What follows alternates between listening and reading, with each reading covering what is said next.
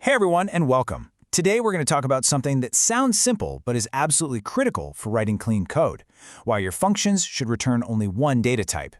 To really see why this matters so much, let's kick things off with a situation I think you'll get right away. Okay, picture this. You've been dreaming about a cheesy, delicious pizza all day.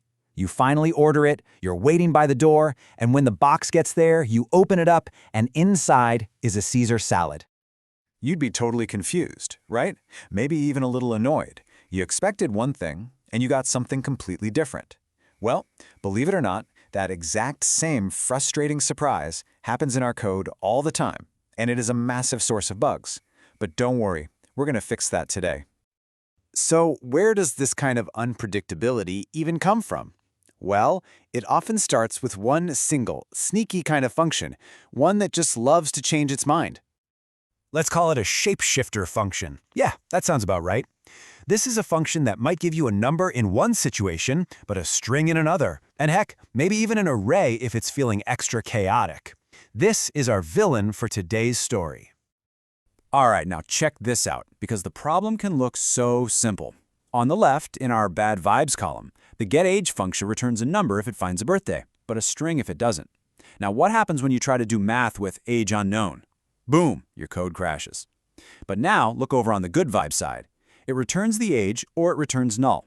Now, null isn't a number, I get that, but it is a predictable nothing value. And that's the key. Any code expecting a number can easily check for null and know exactly what to do. No crash. See? Predictable. Safe. And trust me, this isn't just a small annoyance. This is the kind of thing that leads to those, hair-pulling, stay-up-all-night debugging sessions. Let's dig into why. As one of our source developers actually said during a live debugging call, when a function returns different types, it makes this function completely unreliable. You can't trust it. You have no idea what you're going to get back. And that feeling of distrust just ripples through your entire program. And this is where the real nightmare begins. The bug doesn't show up where the problem function is. Oh no, that would be way too easy. It pops up much, much later, somewhere totally disconnected, making it almost impossible to trace. This is exactly why a script might work perfectly on your machine, but the second you send it to a teammate, it just breaks. You're left hunting for a ghost, all because of one single broken assumption. So it all comes down to this. Your code is built on a series of assumptions. This quote, it's from a real debugging session where the code was assuming it was receiving an object or a map, but instead it got a false value. Those assumptions are like the foundation of a house. If one is wrong, the whole thing can come crashing down.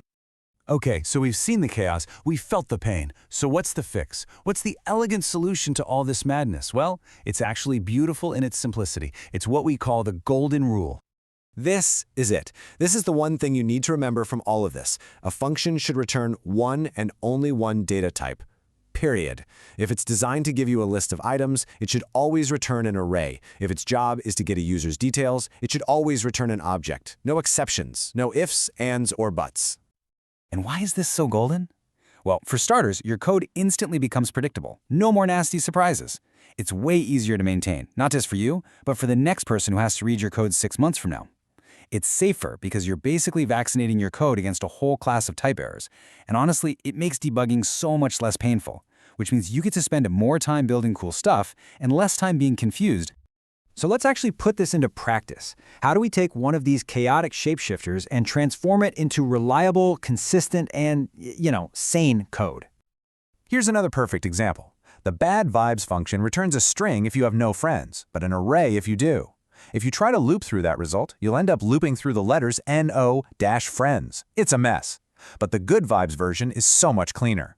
If there are no friends, it returns an empty array. It's still an array, so your code that expects an array will always work, whether it has 0 items or 100. You can apply this logic to your own code with this simple 3-step fix. First, define the function's one true purpose. What's its main job? Second, choose the single data type that best represents that purpose. And third, commit to it. Handle every possible case, success, failure, empty results, by returning that same data type. Now this might seem like a small rule, but I'm telling you, mastering it gives you a genuine superpower when you're writing code. That superpower is consistency. When you write consistent code, you're building a foundation of reliability. Your programs become more robust, easier for your teammates to understand and build upon, and far more resistant to those strange, hard-to-find bugs. It's truly a hallmark of a professional developer. You know, mastering deep concepts just like this one is exactly what we focus on in the AHK Hero program. We take these common, really frustrating problems and we break them down during our live calls, helping members turn them into powerful, career-building skills. The whole point is to move from confusion to clarity. So I'll leave you with this question to think about. Go look at your own projects. What's one assumption you're making about what a function returns that might be a ticking time bomb just waiting to cause a problem? Finding it and fixing it is your first step to becoming a more consistent, reliable coder. Thanks for watching.